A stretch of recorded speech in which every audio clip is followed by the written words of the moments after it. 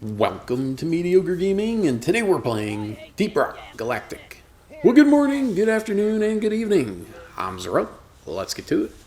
So today we're doing the deep dive, codenamed Titanic Sorrow. But before we get to that, if you like this video, give it a thumbs up, smash that subscribe button, and ring that bell to be notified of all future episodes as soon as they go live. So let's get into it. Stage 1 of the deep dive has a Quarks, Dreadnoughts, and Shield Disruption. Shield Disruption, of course, means that you have no shield, that all damage is coming right out of your health. So you've got no buffer. You want to keep all the enemies at arm's length, if at all possible. And it will be tough to do when you're doing the Quark level. Dreadnoughts, of course, are the boss-like creatures of Deep Rock Galactic. This time around, we got the Twins, the Arbalist, and the Lacerator. Don't do too much damage to one, otherwise the other one will heal it. One stays farther back, the other one gets in close, so they couldn't be any more different. Do too much damage to one, all of a sudden they both go immune, and then they share health. And the shield boost, or the health boost, is significant. While you're fighting the Dreadnoughts, always keep your eye open for other enemies that might be lurking around. And the Twins they don't have any shielding, but they do burrow around. So they go immune when they burrow, and you can never really tell where they're going to pop up at. So it's best to mark one so that you at least know where one's at for a while. So even if it does burrow, it'll still show up if you're looking in the right direction. Communicate with your team. Make sure that you're kind of keeping an eye on the health bar at the top so that one doesn't lose too much more damage than the other. You want it to be more or less even. Once you take one out, though, it doesn't matter. Lay on the damage to the other one and take it out. Now, you don't have to even out the damage. Just know that you're going to use more ammo while you're fighting these guys. So, of course, the Quarks, you're going to look for the blue glowing bits on the side of the level and then dig towards the glow and pull out that big chunk of a Quark. Drop it into the rig because there is no mule on this particular stage. And always keep your eyes open for those waves of enemies that are going to be coming around on increasingly more consistent basis.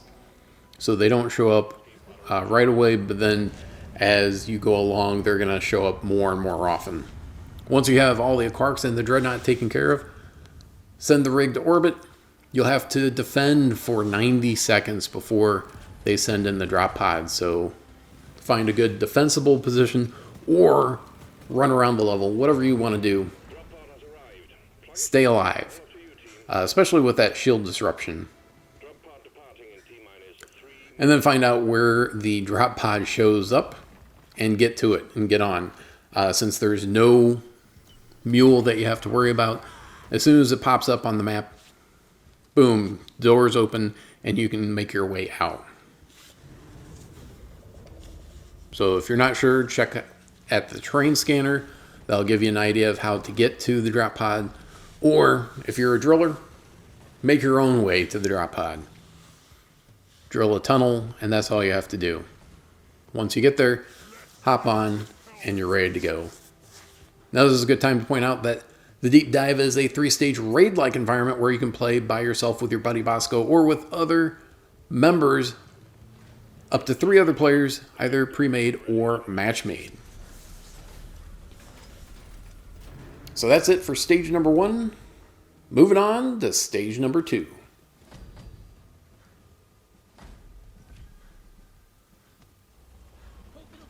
Alright, stage number 2 of the Deep Dive. This time around, we don't have shield disruption, so you got your shields. That's great. But this time around, we've got mini mules, Morkite, critical weakness, and elite threat. So critical weakness means that if you hit the weak point on the enemies, they're going to take increased damage. And elite threat means that there are going to be random little mini bosses that show up. They have elite over their name, and they're kind of glowing red. They have more hit points, do more damage, and are faster. So as soon as you see one, point it out to your teammates so that they know to take it out quickly.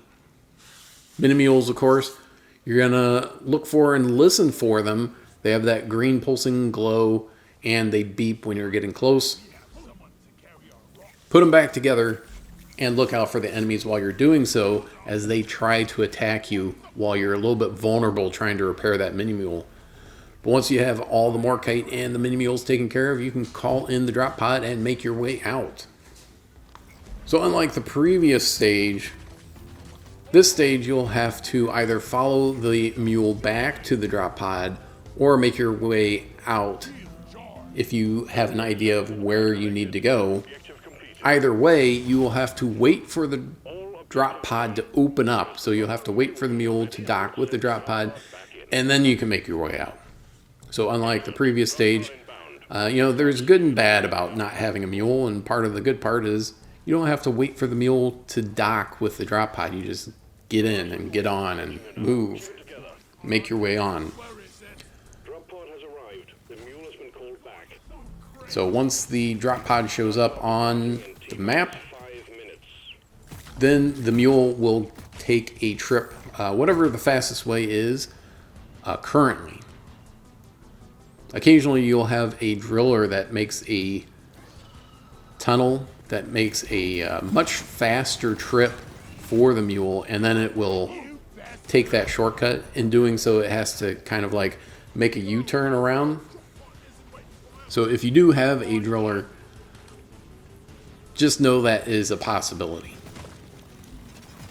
Now this is a good time to point out that everything carries over from one stage to the next in the deep dive. That includes your health, your ammo, your grenades, traversal tools, including what you have in your pockets. So any gold or nitra that you have will carry over from one stage to the next. Just make sure to drop it into the drop pod before you finish the deep dive on the third stage. Now additionally, you're going to want to be keeping your eyes open for both gold and nitra as you're going through each stage of the deep dive. I would say especially the first stage, as the first stage is probably the most grueling one of the three this particular week. Gold, of course, will give you credits at the end of the deep dive, and nitra will keep you flush with ammo, traversal tools, grenades, and health during the deep dive. So both are important for different reasons. Make your way to the drop pod however you can. You can do it as a group, you can do it individually. Just make sure that your team is staying alive. If someone goes down, make sure to bring them up, as that will calculate into your total at the end of the deep dive. Once the door opens, get on and get out. So that's it for stage number 2. Moving on to stage number 3.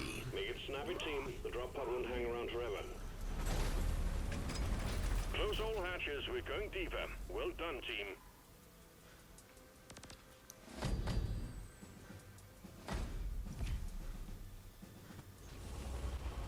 All right, now we're on the third and final stage of the deep dive.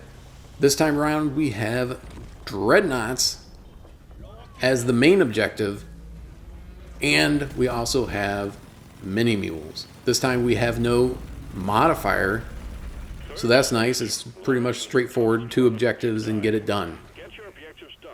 So unlike a regular mission in Deep Rock Galactic, Deep Dive has 2 mandatory objectives instead of 1 mandatory and 1 optional.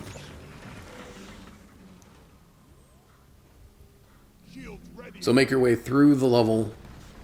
You'll be able to see the dreadnoughts on the terrain scanner.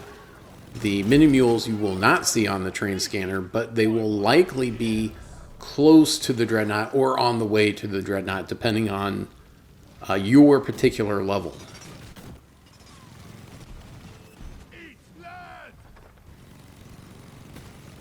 Make sure that you're communicating with your team, whether that is with voice communication or using your laser pointer, whatever it happens to be, just so they know what you're doing and so that you know what they're doing and where they're at.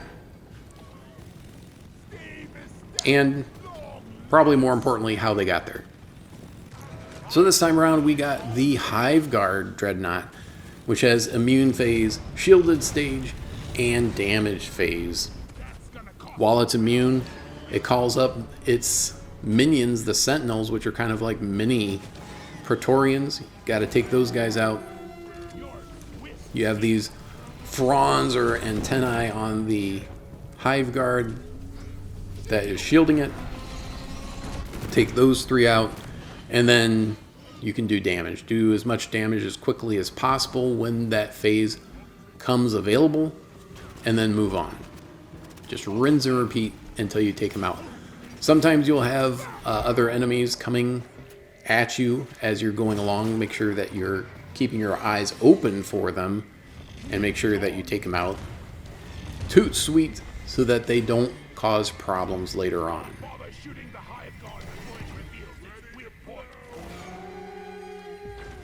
There we go. Doing a decent amount of damage to them relatively quickly, which is great because that minimizes your chance of going down yourself or one of your teammates. The faster you can get through those phases, the easier it's going to be.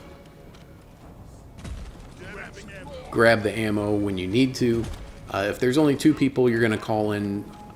I find it's best strategy to call in a resupply when you're almost out, or when both of you are almost out. When you're playing with 3 or 4 people, you want to call it in when you're approximately 50% as a team out of ammo. But call it in when it's needed. There we go, and boom. Down he goes. 1 down, 1 to go. Fight your way to the next one. This time, the Glyphid Dreadnought. So we got to see all of the different types of dreadnoughts in this deep dive.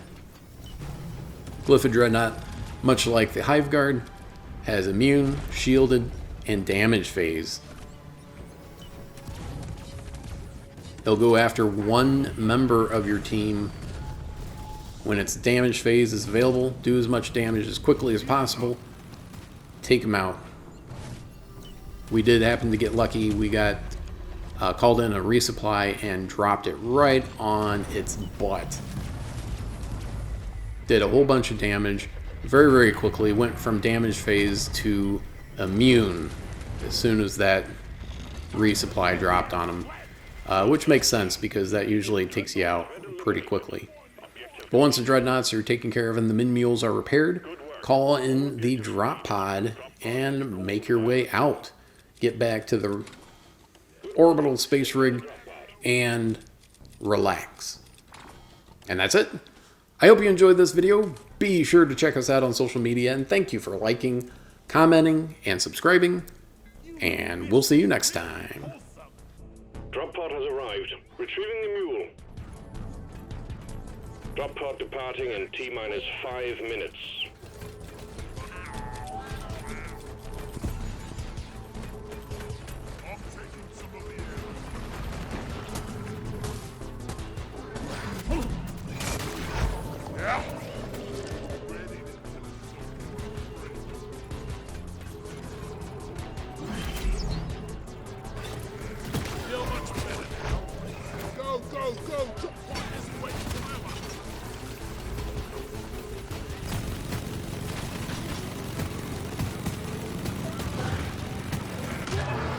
Glyphid Praetorian eliminated.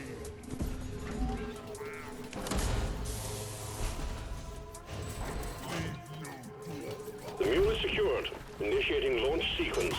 Deep Rock Galactic thanks you for your good work. Drop pod will leave with or without you. Drop pod departing in T-minus 4 minutes. Stand back. Supply pod inbound. Supply pod launched. Better stand back. I ordered a resupply. Roger that. Supplies are coming. Resupply pod is Nitro's been withdrawn and supply pod is inbound. rock and stone, brother. Retrieving escape pod. Rock and roll and stone.